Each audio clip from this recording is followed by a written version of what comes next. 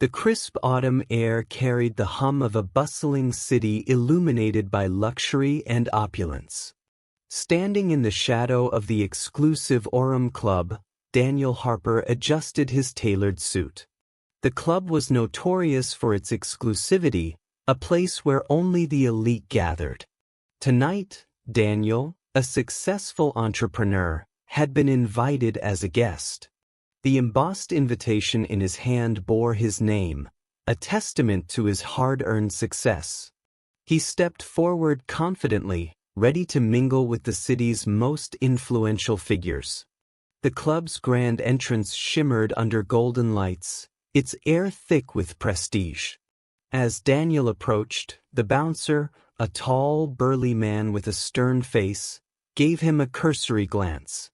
Something in the man's expression shifted, a flicker of disdain, quickly masked by a professional facade. Daniel handed over his invitation with a polite nod, expecting the usual acknowledgement he received in high-profile venues. Instead, the bouncer's lips curled into a faint smirk.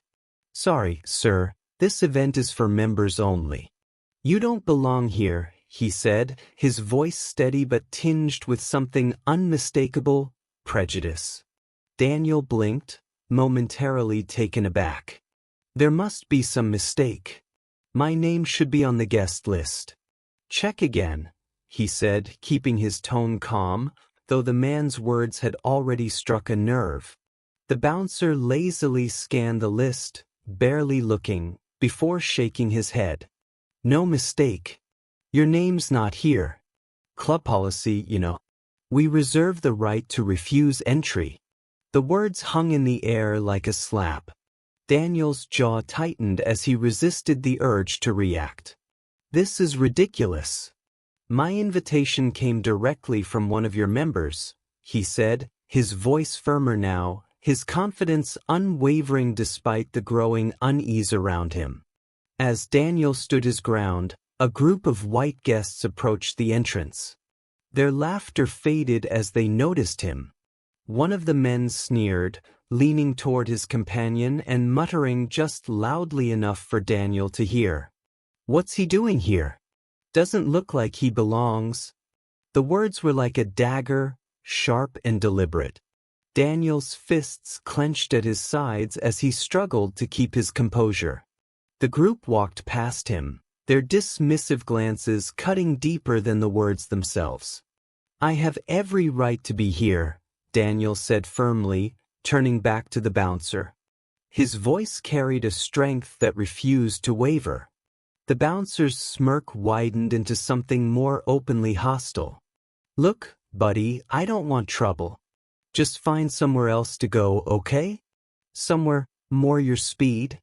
The condescension in "buddy" was palpable, each syllable dripping with humiliation. Daniel's gaze burned into the bouncer's, refusing to back down. "I'm not leaving until you confirm my right to be here," he said, his words as resolute as his posture. The bouncer's patience thinned. He stepped closer, his voice dropping into a low, threatening growl. "Either you walk away or I call the cops. And trust me, we've got plenty of them who know how to deal with people like you." The threat wasn't subtle. It carried centuries of weight, the kind of implicit warning designed to break spirits and enforce boundaries. Around them, other guests whispered and stared, some pretending not to notice, others openly smirking at the scene. Daniel's heart pounded as anger and shame battled within him. His pride demanded he stand his ground, but he knew the risk. He wasn't naive to the dangers those words carried. After a tense pause, he stepped back, his head held high despite the storm raging inside him. As he turned to leave, the bouncer's sneer followed him like a shadow. "Good choice," the man said mockingly. Daniel walked down the polished steps, his shoes clicking against the stone in the now eerily silent street. The laughter and chatter from the club grew distant, but the sting of the humiliation clung to him like a weight. He had been judged, not for his character or accomplishments, but for the color of his skin. He paused at the corner, his breath visible in the chilly air. The golden lights of the club shone behind him, a reminder of the barrier that had just been slammed in his face. But as he stared into the distance, his thoughts shifted. The humiliation he felt began to transform into something else: determination. That night, Daniel vowed to return. But next time, it wouldn't be as a guest. It would be as someone they couldn't ignore. Daniel's steps echoed on the empty streets as he walked home, his mind heavy with the humiliation he had just endured. The city, once familiar and comforting, now seemed cold and unwelcoming. He had been rejected by the one place he thought might symbolize acceptance in the world of the elite, but instead, he was told he didn't belong. The sting of the bouncer's words haunted him. "You don't belong here." It wasn't just about being turned away. It was about how it made him feel invisible, less than everyone else. At home, Lydia, his wife, was waiting for him. The soft light from the living room did little to ease the tension. As soon as she saw him, she knew something was wrong. "What happened?" she asked, her voice filled with concern. Daniel sank onto the couch, staring at the invitation that now felt like a cruel joke. "They didn't let me in," he said, his voice low. Lydia's confusion was palpable. "But you had the invitation. Your name was on the list." He looked up at her, his eyes filled with anger and pain. "It wasn't enough for them. I wasn't enough for them because I don't look like them." Lydia sat beside him, her hand gently resting on his shoulder, trying to offer some comfort. "You did everything right. This is about them, not you." But Daniel couldn't shake off the feeling of rejection. It wasn't just a personal blow, it was a reminder of the constant battle he faced in a world that, no matter how successful he became, still saw him as different, as other. "I can't just let it go, Lydia," he said, standing up. "This isn't just about me. This is about what they think they can do to people like me." Lydia looked at him, her face a mix of concern and understanding. "What are you going to do?" He stared out the window, deep in thought. "I don't know yet. But they'll remember me. They'll understand that I deserve more than just their rejection." That night, sleep eluded Daniel. His mind raced with thoughts of what had happened and how he could make it right. He thought of every detail, every glance, every word. He had done everything right. He had earned his place, yet it was all dismissed because of the color of his skin. The injustice gnawed at him, but so did the realization that he couldn't let it stand. He needed to do something about it. The next morning, Daniel took action. He reached out to people in his network, business partners, journalists, and friends who had influence. He began researching the club, its history, the owners, and the connections they had. The more he uncovered, the more he realized this wasn't just about one rejection, it was part of a larger system that needed to be challenged. He could make a stand, not just for himself, but for everyone who had ever been made to feel they didn't belong in these spaces. Not everyone was supportive. Some friends advised him to let it go, warning that he could lose everything if he pursued this fight. "They'll destroy your reputation," one said. "It's not worth it." But Daniel wasn't afraid. He had spent too much of his life trying to prove himself in a world that saw him as lesser. This time, he would make sure they knew he wasn't going to back down. That night, as he stared at the invitation, Daniel made a decision. He wasn't going to let this go. He would fight back and he would make sure they knew his worth. Picking up the phone, he called a journalist he trusted, someone who wasn't afraid to expose the truth. "I'm ready," he said, his voice calm but resolute. "This time, they'll listen. I'll make them remember me." The Orem Club had no idea what was coming. But Daniel was about to make sure their world was changed forever. The days after Daniel's decision were a blur of planning and quiet determination. He delved deeper into the Orem Club, its history, the owners, and their powerful connections. The more he uncovered, the more disgusted he became. The club wasn't just a private space, it was a symbol of exclusion, a place where people like him weren't welcome. But Daniel was resolved to challenge it. Late one evening, Daniel sat in his study, scrolling through the club's membership list on his laptop. As his eyes scanned the powerful names, anger burned inside him. He wasn't just up against a club, but an entire system of privilege and power. He would expose it no matter the cost. His phone buzzed, interrupting his thoughts. Lena, the journalist he trusted, had messaged him. Her words were clear. "I have a meeting set up with a former member. They're willing to talk. Meet me tomorrow. Same place." Daniel didn't hesitate. He grabbed his coat and left, the weight of the upcoming meeting pressing heavily on his chest. Lena had been an ally in the fight against inequality for years, and she had helped expose powerful institutions before. This was bigger than him. It was a fight for everyone who had been pushed to the margins. When he arrived at the cafe, Lena was already there. She looked up as he sat down, her eyes sharp. "You're here," she said, voice low. "What do you have?" Daniel asked, anxiety tightening his throat. Lena leaned forward, speaking softly. "It's worse than we thought. I've got someone, former staff member. They're willing to talk, but you need to understand, this is dangerous. Once we expose them, they won't hesitate to destroy you." Daniel's fists clenched, but his resolve remained steady. "I'm ready. I won't back down."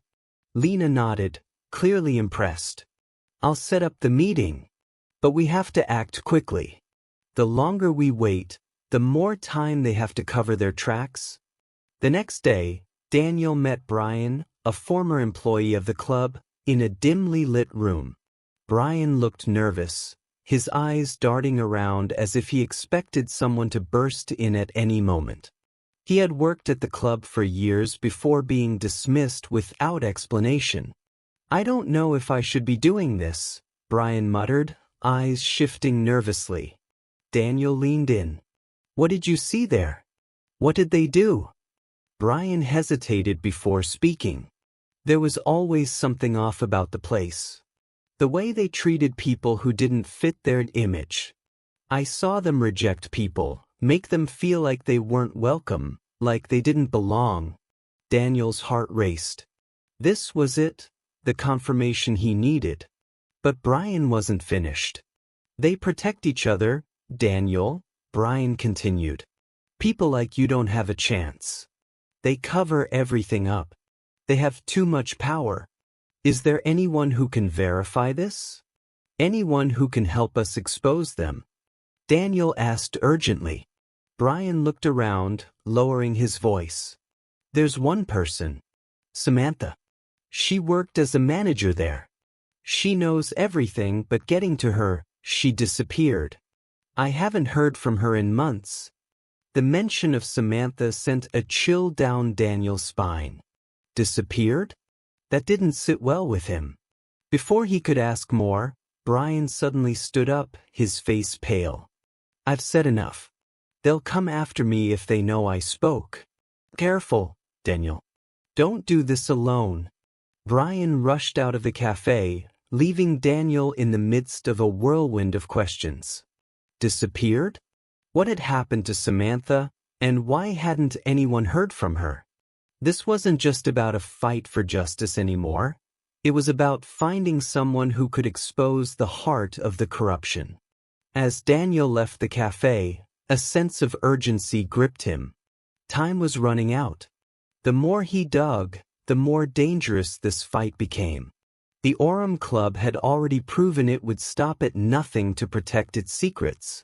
Now, with this new information, Daniel knew that going after the truth would put everything on the line. His career, his reputation, and even his safety. He had to find Samantha, and he had to do it fast. The longer he waited, the greater the risk. The pressure was mounting, and the tension was unbearable. But there was no turning back. Daniel had committed to exposing the truth, no matter what it cost. Daniel couldn't shake the feeling that he was being watched. Every corner he turned, every phone call he made, felt like a risk. But there was no turning back. He needed to find Samantha, the one person who could expose the Orem Club's darkest secrets. Time was running out. The next day, he set out to find her. Lena offered help, but the threats were becoming too real, and Daniel couldn't risk her safety. The only lead he had was an old address, where Samantha had lived before disappearing. When he arrived at the apartment building, it felt wrong. Too quiet, too isolated from the luxurious world of the Orem Club. He knocked on the door of the apartment, and an older man answered. "Can I help you?" he asked gruffly. Daniel introduced himself, explaining that he was looking for Samantha. The man's eyes shifted nervously. "She's not here anymore," he said quickly. "I haven't seen her in months." Daniel pressed further. "Where did she go? Do you know anything?" The man hesitated, looking over his shoulder. "Leave it alone. It's better for everyone if you just walk away."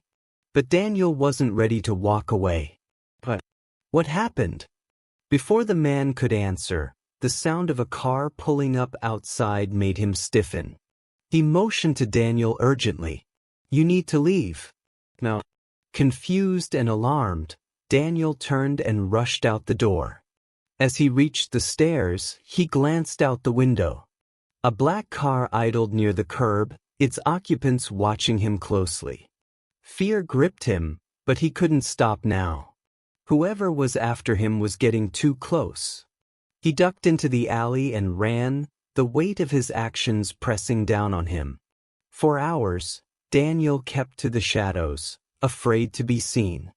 Every decision felt like a risk, and with every step, the danger deepened. But the more he uncovered, the more it became clear that the Orem Club wasn't just a symbol of power, it was a machine that would stop at nothing to protect itself. That night, he received a text from Lena. "They're on to you. Someone from the club is tracking your movements. Be careful." His heart sank. This wasn't just about exposing the truth anymore. It was about survival. The next day, Daniel reached out to Marcus, an old friend with legal connections. After explaining everything, Marcus promised to help. A few hours later, he called with disturbing news. "Samantha's in hiding. She's under protection. Someone tried to silence her. The club's been covering its tracks for months." Daniel's stomach tightened. Someone had tried to silence her? This was more than just a fight against corruption. It was a battle for their lives. "I need to find her," Daniel said. "She's the key to everything." Marcus warned him again. "There's one place I think she might be, an old safe house. But you need to be careful. You're already in too deep." Daniel didn't need any more warnings. He knew he had crossed the point of no return. He drove to the address Marcus gave him, his nerves on edge. Every passing car seemed to be a threat. When he reached the safe house, a small house tucked away in a quiet neighborhood, he parked a few blocks away and approached on foot. When he knocked on the door, Samantha answered, looking both relieved and wary. "You came," she whispered. Daniel stepped inside, his heart pounding. "We need to talk. They can't keep getting away with this." Samantha closed the door behind him. "It's worse than you think. The club will stop at nothing to protect its secrets. They've already silenced people. You're in danger, Daniel." Daniel took a deep breath. The stakes had never been higher. He wasn't just fighting for the truth anymore. He was fighting for his life. The weight of Samantha's words hung in the air, thick with danger. Daniel could feel his pulse pounding in his ears. Every word she spoke only confirmed what he feared. This was far bigger than he ever imagined. The Orem Club wasn't just a wealthy institution, it was a powerful network of corruption, and now, it had eyes on him. "Who's behind this?" Daniel asked, his voice steady despite the fear creeping in. "Who's trying to silence you?" Samantha hesitated, her eyes darting nervously toward the window. "I don't know for sure," she said quietly. "But I've heard whispers. The club's owners have connections, real connections. There are powerful people, people you'd never suspect, pulling the strings."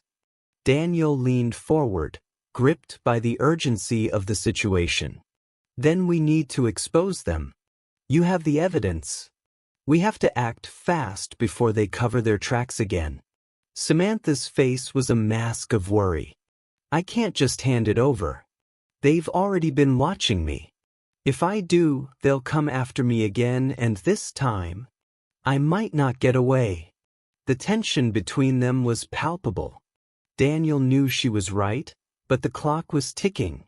Every minute they waited only made the situation worse. He couldn't risk losing her again. "Samantha, you're not alone in this. We can do this together.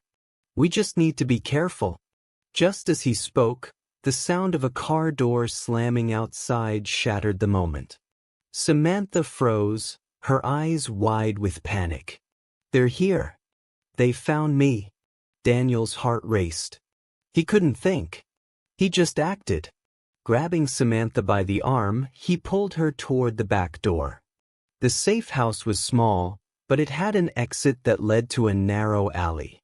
They rushed out, but as they did, Daniel glanced back to see a shadow moving across the front of the house. "Go!" he hissed, pushing her ahead of him.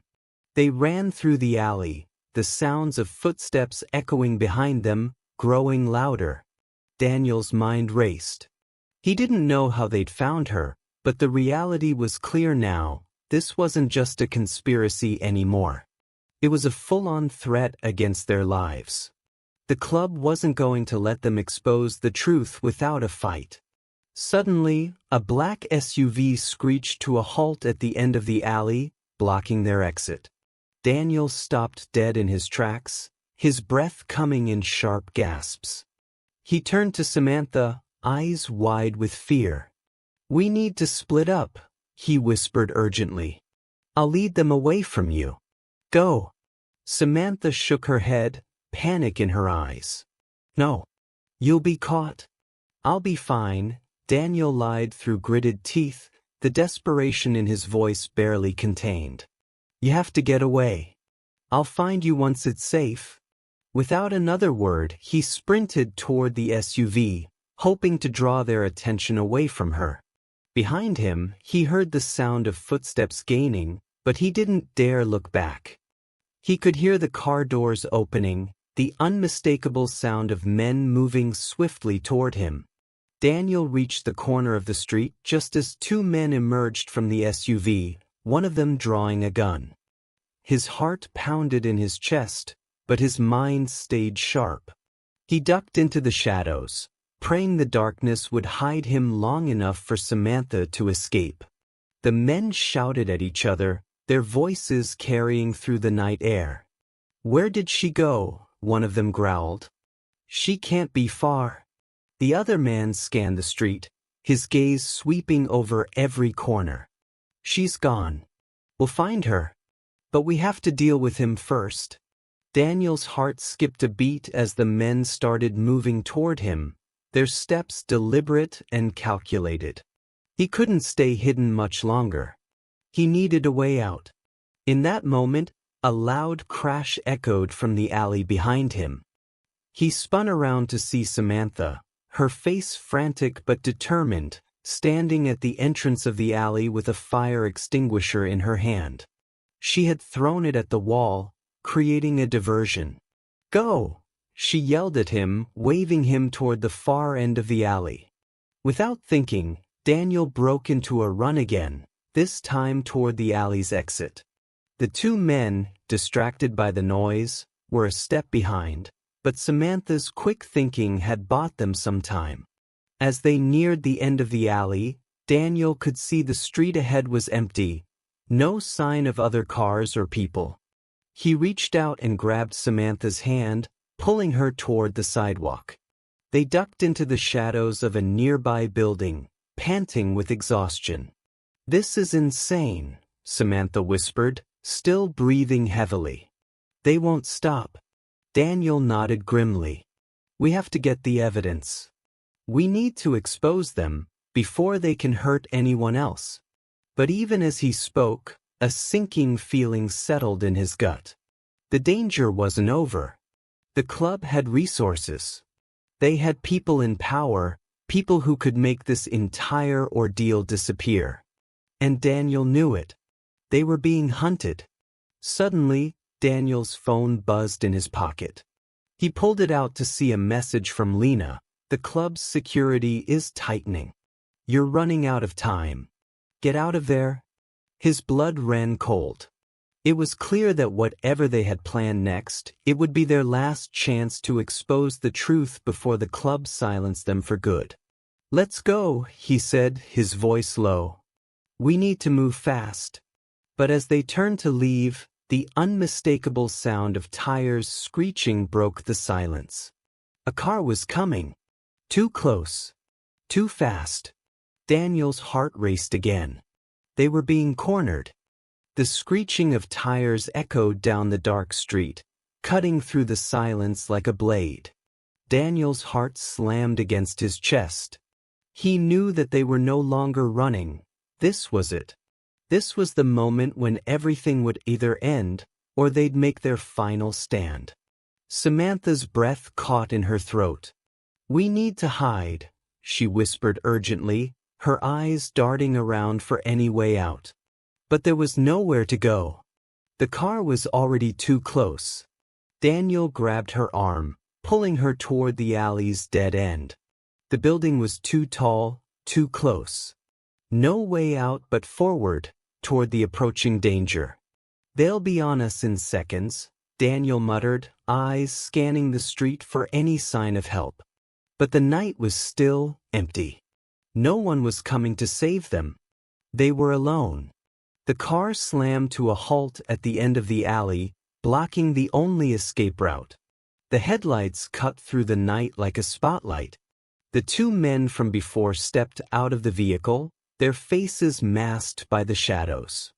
One held a gun. The other, a set of handcuffs. "Nice try, Daniel," the man with the gun said, his voice dripping with disdain. "But you can't run forever." Samantha's grip tightened on Daniel's arm, and he knew she was as terrified as he was. But there was something else in her eyes, something fierce. She wasn't going down without a fight. The man with the gun took a step forward. "You really think you can expose the club? You're nothing. You don't even know who you're up against." Daniel's mind raced. Every instinct told him to run, but there was nowhere to go. Every possible escape route was blocked. He needed to make them think he was still a threat, to keep them distracted long enough for Samantha to find a way out. With a quick, sharp movement, Daniel lunged toward the man with the gun, knocking his arm aside.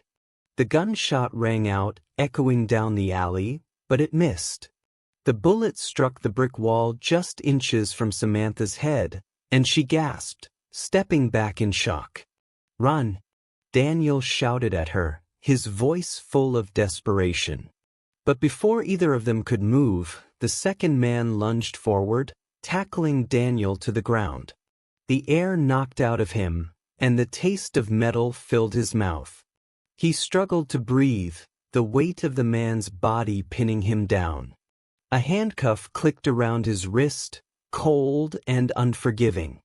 "You should have stayed out of this," the man growled, twisting Daniel's arm behind his back. "Now you're going to pay the price." Samantha screamed, rushing toward them, but the man with the gun stepped into her path. "Stay back," he warned, pointing the gun at her. Daniel's pulse raced. The odds were against them, but he refused to give up.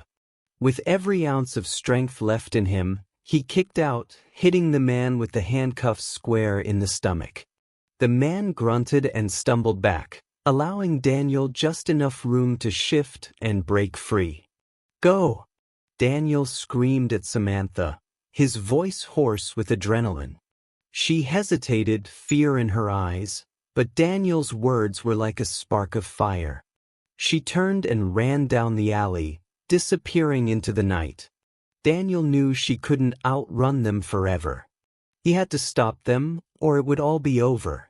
With a surge of anger, he charged at the man with the gun, knocking him aside and sending him crashing into the car. He grabbed the gun from the ground, but just as he aimed it at the second man, the car engine roared to life. The driver wasn't about to let them escape. The vehicle screeched forward, heading straight for Daniel. He barely had time to jump out of the way, rolling across the concrete to avoid being hit. His head spun, dizziness creeping in, but he didn't have time to recover. He had to stop them. The sound of footsteps filled the alley as the men moved to flank him, weapons drawn. They knew this was their last chance to silence him.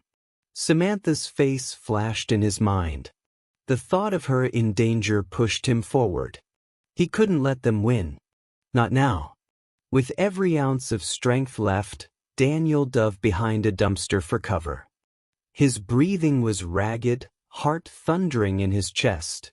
He knew he couldn't keep hiding forever. The men would figure out where he was soon enough. But then, through the tension-filled silence, Daniel heard something he hadn't expected.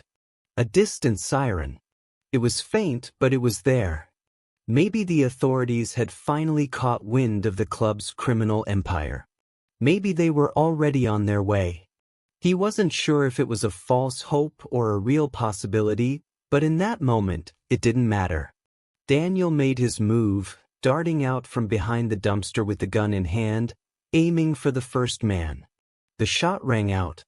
The man with the handcuffs fell to the ground with a cry, his body slumping against the pavement. The other man, stunned by the gunshot, froze for a split second. It was all the time Daniel needed.